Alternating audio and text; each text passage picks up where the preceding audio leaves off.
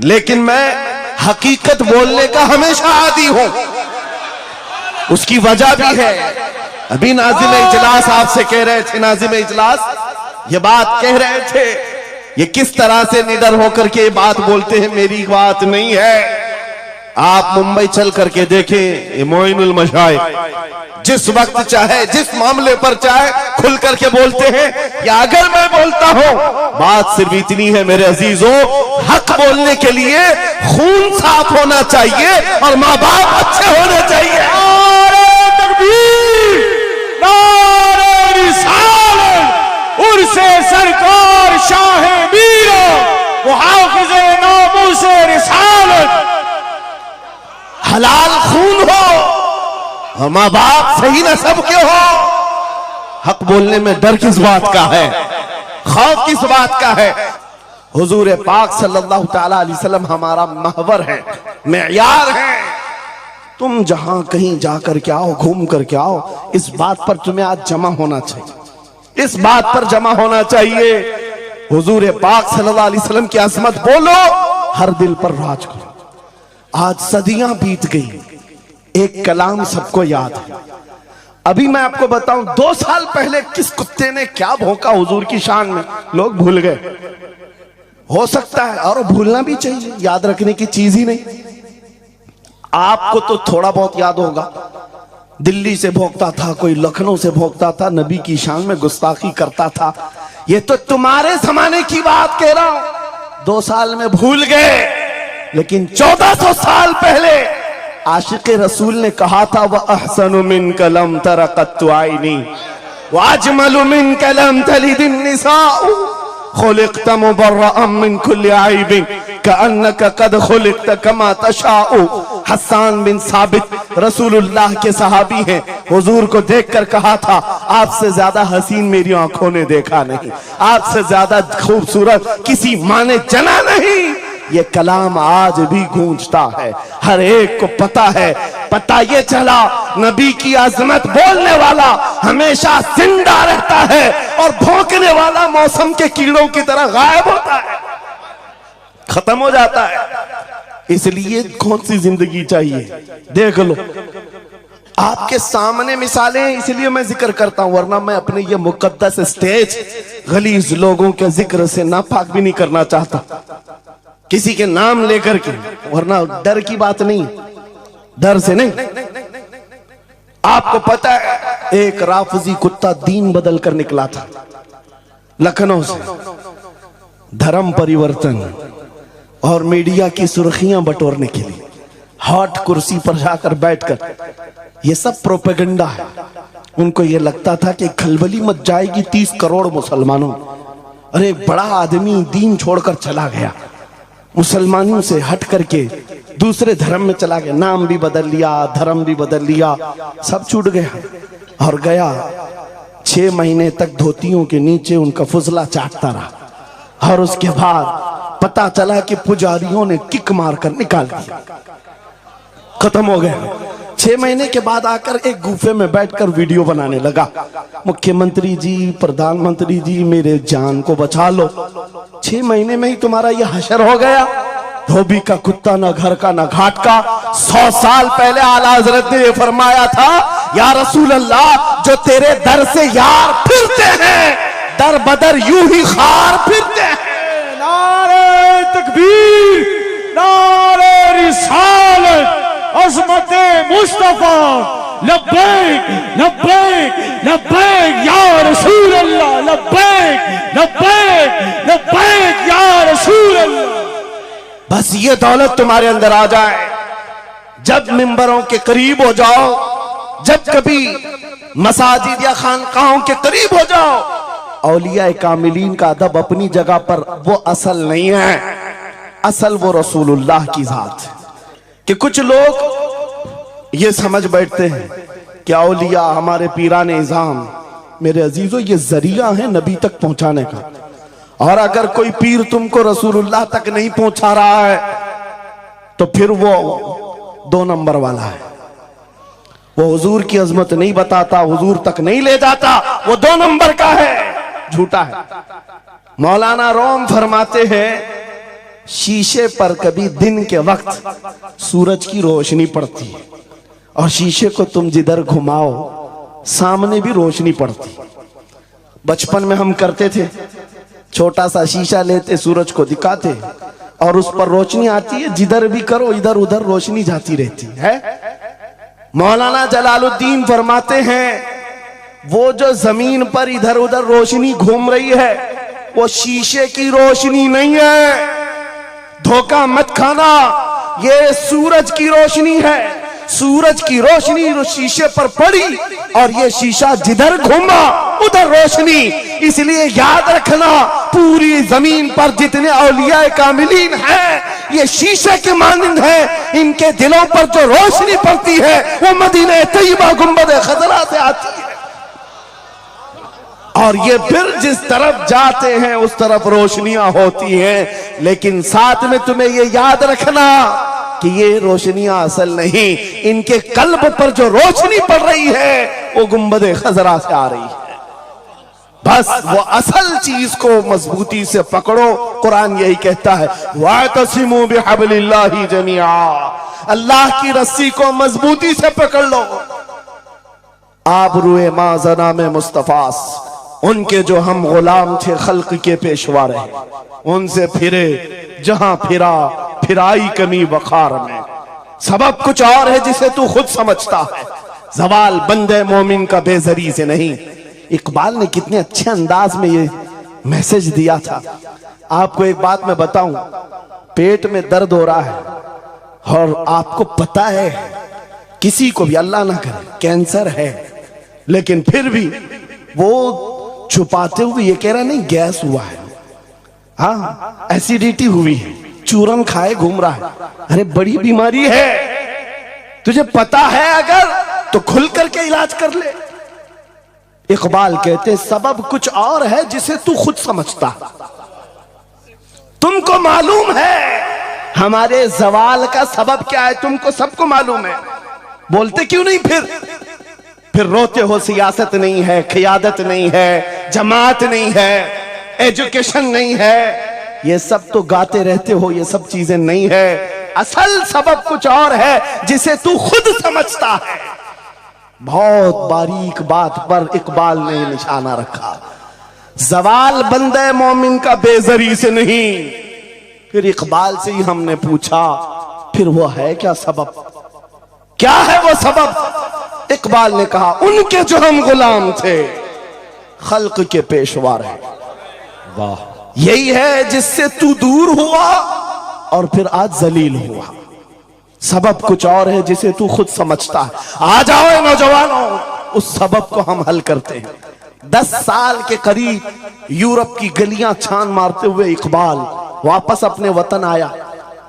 वहां के यूरोपियन को देखा, उनके साइंस, उनके रियाजी, उनके फिजिक्स, उनके ज्योग्राफी, सब चीजों को देखा और कहता है मैं तो ढूंढ रहा था मेरी कौम की इज्जत कहां है, मेरी कौम की बुलंदी कहां है। 10 साल के बाद जब वापस आया, लोगों ने पूछा क्या मिला अपनी कौम की इज्जत का राज? इकबाल ने कहा मैं बहुत गौर से देखता रहा और फिर इस नतीजे पर पहुंचा मेरी कौम के उरूज और इर्तिका बुलंदी का एक ही राज है कि मोहम्मद से वफा तूने, तो हम तेरे हैं, ये जहां चीज है क्या लौहो कलम तेरे। ये उस वक्त इकबाल ने कहा था। और फिर मेरे अजीजों, इस बात को आज मैं दोहरा रहा हूं, एक बात अभी भी मैं नाउम्मीद नहीं हूं, सुन्नियों की ये कसरत। और जब आप तुम्हारे जोशो जज्बे, ये नात खानी जो है ये कोई हमारे यहाँ एक फॉर्मेलिटी नहीं है, इन नातों से तुम्हारे दिलों को इतना गर्म किया जाता है आपको खुद अंदाजा नहीं होता। सुभान अल्लाह, आपको अंदाजा नहीं है। हुजूर की याद में तड़पना, दिल का धड़कना सिखाया जाता है। और इन मजमों के रंग को देख करके मैं नाउम्मीद नहीं हूं, अभी इसमें रमक बाकी है, रमक बाकी है। अभी मैं कहता हूं अशहदु अन्ना मुहम्मद रसूलुल्लाह सल्लल्लाहु अलैहि वसल्लम। इधर बैठे हुए भी, सामने वाले भी अंगूठा चूम रहे हैं। मैंने नाम मेरे मुस्तफा का लिया, लेकिन कहा क्या मैंने आपको कि आप भी चूमो? किसने कहा आपको कि अंगूठों का बोसा लेकर आंखों से लगाओ? किसने कहा? अरे मैंने कहा भी नहीं, ना तमहीद बांधा, इधर नाम लिया, बेइख्तियार अंगूठे उठ गए। वाह, बेइख्तियार लबों को छूम लिया तुमने, लबों से अंगूठों को छूम कर आंखों से लगाया। यह इस बात की अलामत है गुनहगार हो गए, गद्दार नहीं है। नारे तकबीर, नारे रिसालत, नारे हैदरी, उर्से सरकार शाहे मीरा, मुहाफिजे से रिसालत। मरे हुए लोगों से क्या खिताब किया जाए? जिंदगी बाकी है, इसीलिए तो घूम घूम कर आपसे खिताब कर रहे हैं।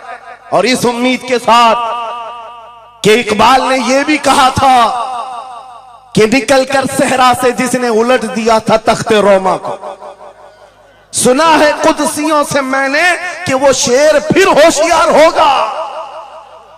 इकबाल की बात सुनो, कह रहा है पहले जमाने में सहरा से निकले थे सहाबा, पैरों में चप्पल नहीं थे, पैबंद लगे कपड़े, तलवारें टूटी हुई, लेकिन जब निकले थे तो रोमन एम्पायर को भी धूल चटा दिया था, पर्शियन एम्पायर को भी परखचे उड़ा दिए थे, दो सुपर पावर ताकतों को नाकों तले छने छबवा दिए। ये तारीख में मौजूद है, मिटाने से नहीं मिटेगा।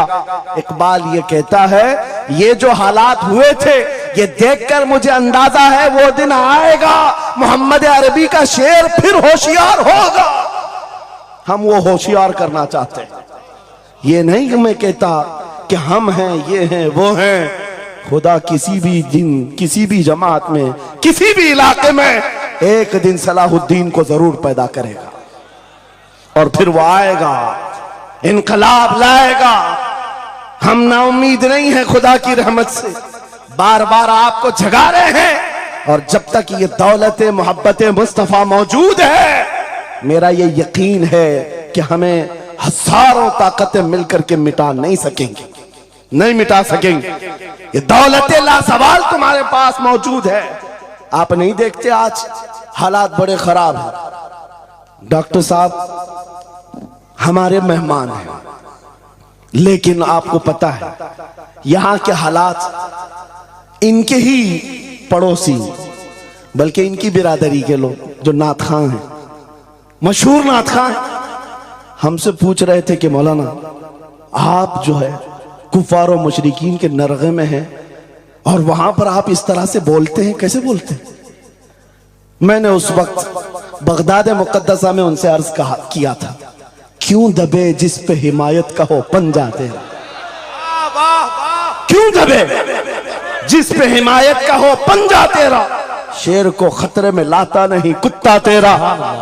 हाँ हम तादाद में कम हैं, हम तादाद में कम हैं और बड़े हालात के मारे हुए हैं, लेकिन हमें अपनी तारीख याद है। बदर में भी तादाद कम थी, उहद में भी तादाद कम थी और सबसे बड़ी तादाद तो करबला में कम थी, लेकिन फतह का झंडा आज भी करबला वालों का ही लहरा रहा है। सुभान अल्लाह। तादाद माने नहीं रखती, कभी मत जाना इन सब मामलात पर।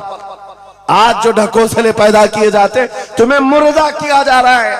कुछ मत बोलो, हालात बड़े खराब हैं। इनसे पूछो तुम्हारे बाप दादा के जमाने में हालात अच्छे थे, वो भी कहेंगे हालात उस वक्त भी खराब थे, उस वक्त भी खराब थे। हरे सुबह अजल की बात कर रहा हूं, इस्लाम का सूरज तुलू हुआ कि मक्का के हालात खराब ही थे, मदीने हुजूर हिजरत करके गए, हालात खराब ही थे। मैं आपको बताऊं, मेरी फिक्र करने वाले उलमा बड़े बड़े सादा बहुत दुआ करते हैं, लेकिन साथ में ये भी कहते हैं थोड़ा सा एहतियात से, क्या आपका होना यहाँ कौम के लिए जरूरी है।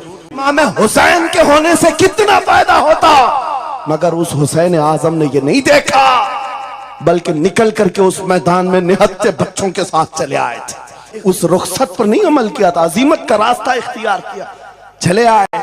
उस वक्त भी सहाबा ने उनसे कहा था आपका होना बहुत जरूरी है, लेकिन इमाम हुसैन की नजर में ये बात थी रह लेंगे चंद साल, लेकिन लोगों के दिलों में जो नर्वसपन होगा, शरीयत की धज्जियां उड़ती हुई देख करके बड़े बड़े लोग खामोश हैं, तो आइंदा आने वाली नस्लें भी इसी तरह कंप्रोमाइज करती हुई चली जाएंगी।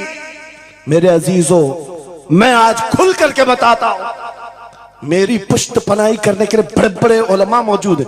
एक भी हुकूमत का कुत्ता नहीं है और ना ही जरूरत है।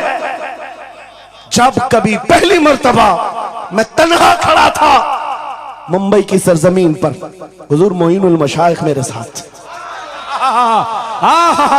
उस वक्त भी साथ थे, आज तक है। और ये भी बात बताऊं, आपका मैं मुफ्ती होऊंगा लेकिन इनका बाबू, ये हमेशा एक ही बात, ये सारी चीजें मेरे साथ हैं, लेकिन फिर भी मैं खुल करके आपके साथ ये कहता हूं, बच्चे मेरे भी, बीवी, खानदान मेरा भी है, लेकिन एक चीज सताती है आज कि अगर आज आप सबकी बातें सुन करके हम भी कहें थोड़ा जी लेंगे, हम भी 10 साल 12 साल 14 साल जो जिंदगी मिल जाए जी लेंगे, क्योंकि इनको ना बोलेंगे तो छोड़ देंगे, आसानी से रहने देंगे। लेकिन एक नुकसान हम देख रहे हैं, कल को आने वाली नस्लें पूछेंगी, कल को आने वाली नस्लें पूछेंगी, जब नबी की शान में कुत्ते भौंकते थे हमारे बाप दादा रोटियां सेका करते थे, उनके दिलों में कौन सा ईमान होगा, उनके दिलों में कैसी बुज़दिली आ जाएगी। लेकिन मेरे अजीजों, ज्यादा से ज्यादा क्या होगा, मौत तो सबकी लिखी हुई है, मेरी भी है, आपकी भी है, किसी दिन बिस्तर पर पांव रगड़ कर मर जाएंगे। लेकिन हम ये सोचते हैं जब मरना मुकद्दर है ही, यूं भी तो किसी दिन दुनिया से जाना है, नबी पाक का नाम बुलंद करके जाएंगे, नस्लें इस बात के लिए सीना चौड़ा करके कहेंगी, नहीं, सारे अगर कुत्ते भौंक रहे थे, मेरा बाप मेरा दादा नबी की शान में असमत रिसालत के दिफा के लिए तन्हा खड़ा था या उलमा में से कोई खड़ा था, उनके फख्र के लिए इतनी बात काफी है और उनके ईमान के हिफाजत के लिए इतनी बात काफी है। सुभान अल्लाह, सुभान अल्लाह।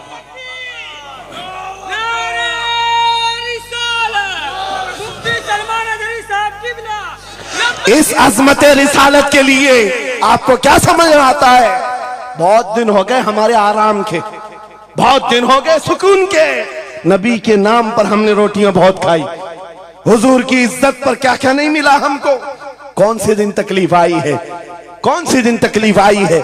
ये अहले बैत को देख रहे हो, आपको पता है वो बाबुल हवाइज इमाम मूसा काजिम, अहले बैत के इस बड़े इमाम की बात कर रहा हूं जो इमाम जाफर सादिक के बेटे हैं, लेकिन 7 साल तक वक्त के जालिम तागूती ताकतों ने जेल में रखा, जहर देकर के खत्म किया है।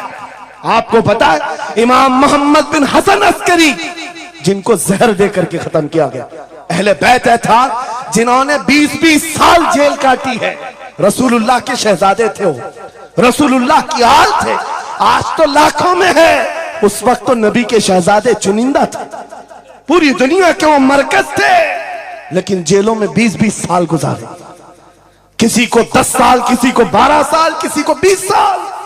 आपको पता है इमाम मूसा काजिम को जंजीरों से भी मारा गया था, जंजीरों से। आप अपने बाप को मार खाता हुआ देख करके नहीं बर्दाश्त कर पाते, हमारे वो अजीम इमामों की बात कर रहा हूं जिन्होंने मेरे नबी की शरीयत की दिफा के लिए जेलों की जिंदगी, हत्ता के रिवायत ये बताती है मौला इमाम मूसा काजिम का जनाजा भी जेल से निकला। मेरे अजीजों, ये सब क्या बातें सिर्फ बयान करने के लिए रह गई? उलमाए ज़वील एहतराम इस मनसब को हाथ समझेंगे, आज ज्यादा से ज्यादा यही होगा। इसी किछोछा मुकद्दसा के एक बुजुर्ग थे जो मेरे बहुत बड़े आइडियल है, सैयद मुजफ्फर हुसैन कछोछे। आजादी के मौके पर बड़ी मुसीबतें उठाई और इनको पकड़ करके, एक शहजादा है किछोछा मुकद्दसा का आस्ताना, और जेल में डाल दिया गया था। आपको पता है किछोछा के उस शहजादे ने एक जवाब दिया था जो मेरा फेवरेट शेर है, पसंदीदा शेर है। आपने कहा था मुजफ्फर को मुकय्यद ना समझे सैयद, मेरी असीरी भी सुन्नत आबाई है। माशाअल्लाह, मेरी असीरी भी सुन्नत आबाई है। मुजफ्फर को मुकय्यद मत समझे सैयद। आपको पता है ये तारीख है हमारी, लेकिन सब की सब तारीख इसलिए दोहरा रहा हूं कि हमारी इज्जत उसी में मौजूद है, वहीं पर है। वापस आ जाओ उधर ही। अपनी कुटिया बचाकर, अपनी दुकान बचाकर ज्यादा दिन नहीं जी पाओगे। हुजूर के नाम के दिफा करो, सुबह क़यामत तक मौला नाम जिंदा रखेगा। सुभान अल्लाह। हाँ, अपनी हिफाजत के लिए बहुत सारे लोग हैं, अपनी अपनी फिक्र करने वाले। नबी की इज्जत और नामूस पर पहरा देने वालों की तारीख मिटाई नहीं जाती। हजारों मिटाने की कोशिश भी कर लो, वो मिटते नहीं है। आज आपको पता है, पैरों से माजूर खादिम हुसैन को कौन नहीं जानता। लोगों को डर भी लगता है उनका नाम लेने में कि गरजता था बंदा और खुद व्हील चेयर पर बैठा, लेकिन लाखों को खड़ा होना सिखा दिया। किस बात पर? क्या अपने बाप के कसीदे पढ़ता था? क्या अपने खानदान के कसीदे गुनगुनाता था?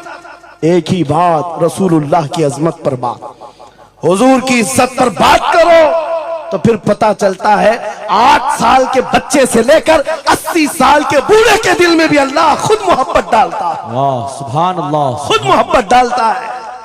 सब चीजें मौजूद हैं उसी जात पर। एक बात मैं अब आपके सामने कहता हूं, गुफ्तगू समेटता हूं। आला हजरत का मसलक देखो, मिशन देखो, और आपको उसी बात पर मैं लाकर जमा कर दूंगा। और सुन्नियों का मजमा मुझे पता है, आधा शेर में पढ़ूंगा, आधा ये खुद ही कंप्लीट करेंगे। और गारंटी के साथ कहता हूं, मुझे पता नहीं है कि मजमे के बारे में, लेकिन इतनी गारंटी जरूर है आप कंप्लीट करेंगे।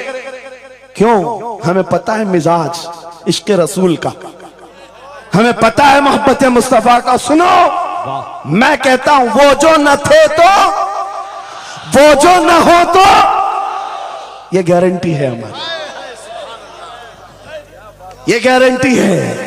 आधा जुमला भी कह दो सुन्नी के पास, वो जो ना हो तो, हाँ, ये कंप्लीट खुद करेंगे। क्यों? ये अकीदा भी है, ये ईमान भी है, ये हमारी जान भी है। वो जो ना हो तो। अब सुनो मेरे अजीजों, जब तुम्हारा दिल पुकार कर कह रहा है वो जो ना हो तो, हमारे नाम के साथ वो जो ना हो तो, हमारी जिंदगी में वो जो ना हो तो, हत्ता के कब्र में चले जाओ, बहुत सारे जवाब दे दें, तुम्हारा रब कौन, तुम्हारा दीन क्या। मेन सवाल तो यही होगा, मा कुंत तक़ूलु फी हक़्क़ि हाज़ा रजुल। बल्कि बात सही अहादीस में मैं कह रहा हूं, एक ही सवाल का जिक्र भी आया है, कब्र में एक सवाल का जिक्र भी आया है, और फरमाया गया सिर्फ एक सवाल ये होगा, बता इस रसूल के बारे में क्या कहता था। वाह, बोलना पड़ेगा, बोलना पड़ेगा। फिर मैं पूछता हूं, कब्र में भी वो जो ना हो तो कुछ ना हो। जब तक नहीं बोलोगे आगे नहीं बढ़ेगी गाड़ी, वरना फंसे रह जाओगे। वो जो ना हो तो, चलो कब्र की जिंदगी खत्म हो गई, हशर में आ गए, हशर के मैदान में आ गए। लेकिन यहां पर भी क्या मसला है, खलीलो नजी मसीहो सफी सभी से कहीं कहीं न बनी। खलीलो नजी मसीहो सफी सभी से कहीं कहीं न बनी। ये बेखबरी की खल्क फिरी कहां से कहां तुम्हारे लिए। वहां पर भी सबके पास फिर करके आती है कौम उसी मोहम्मद रसूलुल्लाह के पास आए। और शफाअत शुरू कहां से हुई? रसूल पाक से शुरुआत हुई, और उसके बाद इख्तिताम तक मेरे आका फरमाते हैं, कयामत के दिन मेरी हालत ये होगी, मेरे कंधे पर चादर पड़ी होगी और वो कभी खसक खसक कर गिर रही होगी। एक हाथ से मैं अपनी चादर संभाल रहा हूंगा और दूसरे हाथ से अपने उम्मतियों को पकड़ पकड़ कर जन्नत में ले जा रहा हूं। ये मैदान कयामत की बात है। फिर पूछता हूं, महशर में भी वो जो ना हो तो, कयामत के मैदान में भी वो जो ना हो तो। अरे तुम्हारी अजान कंप्लीट होती है, अजान में भी वो जो ना हो तो। नमाज में भी जब तक सलाम नहीं भेजोगे, नमाज में भी वो जो ना हो तो। कहीं पर भी बच नहीं सकते। इसीलिए आला हजरत ने कहा था बखुदा खुदा का यही है डर, नहीं और कोई मफर मकर, जो वहां से हो यही आके हो, जो यहां नहीं तो वहां नहीं। जब तुम्हें समझ में आ गया वो जो ना हो तो कुछ ना हो, वो जो ना हो तो जब तुम्हारा यकीन है, अब सुनो बरेली का इमाम क्या कहता है, ऐ सुन्नी जवान आज ले उनकी पनाह, आज मदद मांग उनसे, आज ले उनकी पनाह, आज मदद मांग उनसे, कल न मानेंगे कयामत में अगर मान गया। आज आना है तुम्हें वहीं पर। मेरी गुफ्तगू का खुलासा यही है, मेरी गुफ्तगू का लुब्बे लुबाब यही है। आ जाओ उस कदम पर जहां से बिलाल हबशी को काबे की छत पर पहुंचाया गया। आ जाओ उस कदम पर जहां पहुंचने के बाद खत्ताब का बेटा अमीरुल मोमिनीन उमर इब्ने खत्ताब बना। हजरत उमर खुद कहते हैं मेरी हैसियत इतनी थी, मैं खत्ताब का बेटा, बचपन में 2 बकरियां मुझसे नहीं संभलती, लेकिन एक वक्त आया हजरत उमर 36 लाख स्क्वायर किलोमीटर पर तनहा हुकूमत करते थे। मिस्र, इराक, यमन, शाम, फिलिस्तीन, ये आज का सऊदी अरब हजरत उमर की निगरानी में था। हजरत उमर कहते हैं आज इतने बड़े खित्ते पर उमर की निगरानी है, इसलिए नहीं कि खत्ताब का बेटा उमर है, इसलिए कि मोहम्मद अरबी का गुलाम उमर है। वो जो ना हो तो मेरे अजीजों, जितनों ने इज्जत पाई है उस कदम से पाई। आपको जब ये बात अच्छी तरह मालूम हो जाए, यहां देखो आप, यहां चेहरे बहुत सारे, यहां बहुत सारे चेहरे, और उसमें बुजुर्ग तरीन चेहरा वो सैयद रईस अशरफ साहब का है। लेकिन पूरा मजमा ये बात मेरे साथ यकीन के साथ कह सकता है, इन जवानों से कई ज्यादा हसीन और जमील ये चेहरा है। क्यों? अरे तुम्हारे बॉलीवुड और हॉलीवुड में थोड़ा बुढ़ापा आए तो उसे निकाल दिया जाए, फिर उसकी नहीं चलती। वहां सिर्फ रंग और गाजे का काम है, वहां सिर्फ और सिर्फ पाउडर लाली मेकअप का काम है। जब तक जवान थे हजारों फैन थे, लेकिन जवानी खत्म हो गई तो बेचारे उनकी जिंदगी के लाले पड़ गए।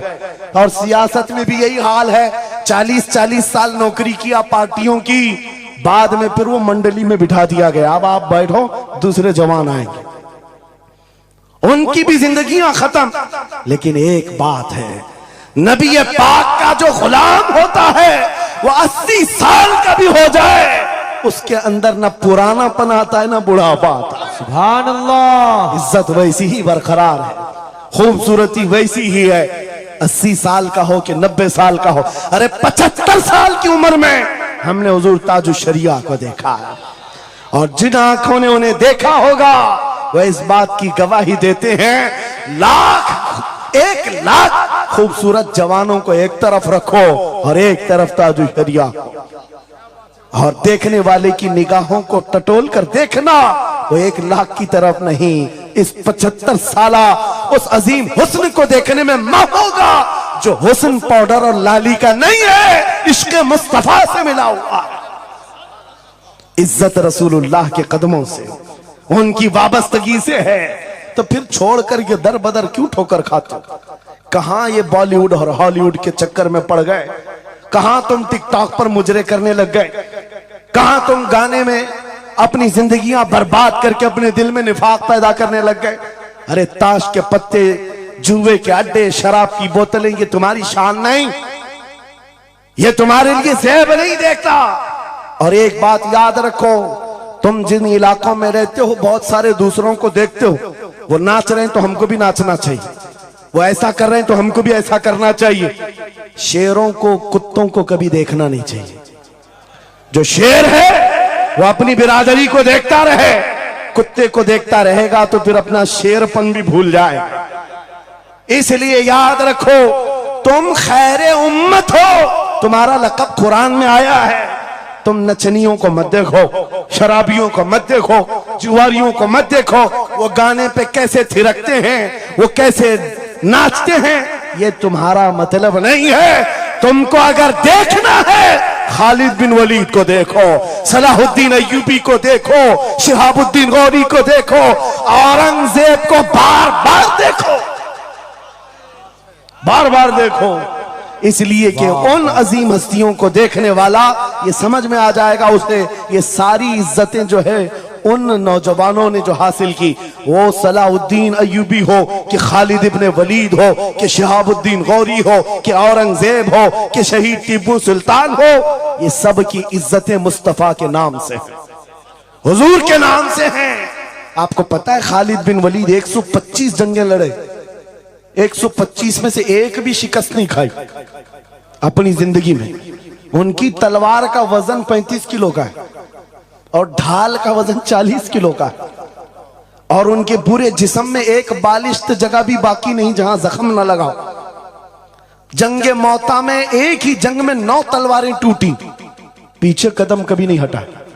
एक जंग में ऐसा हुआ था कि 2 काफिर सर पर आ गए थे और अमामा गिर गया था, गर्दन पर तलवार थी, कट जाती, तलवार की तरफ नहीं देखा, अमामा उठाने के लिए चल पड़े, उठा लिया, फिर सर पर रखा, उन काफिरों की तलवारें नीचे रह गई। हैरत में पूछा कि ये शहसवार है इस्लाम का, सिपह सालार है, और ऐसी बड़ी गलती छोटा सिपाही भी नहीं कर सकता। जब तलवार गर्दन पर हो तो ये टोपी और अमामा उठाएगा। सामने के पहलवानों ने पूछा, ऐसी बड़ी गलती हमने छोटे फौजी से भी नहीं देखा, तुम तो सिपह सालार हो, ऐसी गलती कैसे कर सकते हो? खालिद बिन वलीद का जवाब, यही मेरा मकसद है। फरमाया, तुम क्या समझते हो खालिद बिन वलीद अपने बाजुओं की ताकत से लड़ता है? हरगिज नहीं। इस अमामे में मेरे रसूल पाक के 3 मुँह मुबारक हैं। माशाअल्लाह। मेरा यकीन है जब तक ये सर पर होते हैं मुझे ताकत देते हैं। नारे तकबीर, नारे रिसालत, अजमते सहाबा। अजीजान गिरामी वक़ार, बस आ जाओ इस नुक्ते पर, जिंदगी पूरी टटोल कर देखना, हर बड़े किरदार की तुम्हें एक ही उन्सुर नजर आएगा, जिसने नबी पाक पर जितना अपनी फिदाइयत का इजहार किया, मौला ने उसको उतना ही बुलंद किया, उतना बुलंद किया। अरे बीमारी के आलम में लकवा, फालिज, ये बहुत अजीब खतरनाक बीमारी, हाथ भी नहीं उठता, पैर भी नहीं उठता, इलाज भी नहीं होता। लेकिन ऐसी बीमारी में भी अस्कंदरिया की सरजमीन से शरफुद्दीन बूसीरी ने पुकारा था, मुहम्मदुन सय्यिदुल कौनैन व थक़लैन वल फरीक़ैन मिन अरब व मिन अजमी, मौलाया सल्लि व सल्लिम दाइमन अबदा अला हबीबिका खैरिल खल्क़ि कुल्लिहिम। 170 अशार लिखकर अपने नबी की बारगाह में अपनी मोहब्बत का इजहार किया था। जानते हो, नबी आए भी और अपना हाथ फेर करके लकवा और फालिद से सही भी किया और चादर भी इनायत किया। लेकिन जिस वजह से मैं ये बात कर रहा हूं, आज पूरी दुनिया में घुमाओ, अफ्रीकी हो कि अमरीकी हो कि हिंदी हो कि पाकिस्तानी हो, लेकिन एक कसीदा सबको याद है, मौलाया सल्ली व सल्लिम दाइमन अबदा अला हबीबिका खैरिल खल्क़ि कुल्लिहिम। मैंने बहुत तहकीक करके देखा, शरफुद्दीन बूसीरी का ये कसीदा अक्सर को समझ में नहीं आता, लेकिन गुनगुनाता हर कोई है, पढ़ता हर कोई है। पता ये चला कमाल बूसीरी का नहीं है, जो नबी की अजमत बोलता है मौला उसे सलामत रखता है, सुभान अल्लाह, जिंदा रखता है।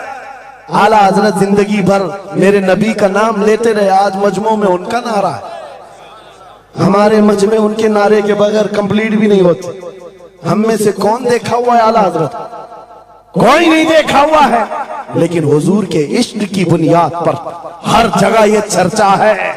इसीलिए मेरे अजीजों, आओ खिराज अकीदत पेश करते हैं उस बारगाहे मुस्तफा में, और इस बात का अज़्म करके चलेंगे, ये तमाम इख्तिलाफात हटा दो, खत्म कर दो, एक चीज पर जमा हो जाते हैं, जो चीज रसूलुल्लाह ने सहाबा में डाली थी।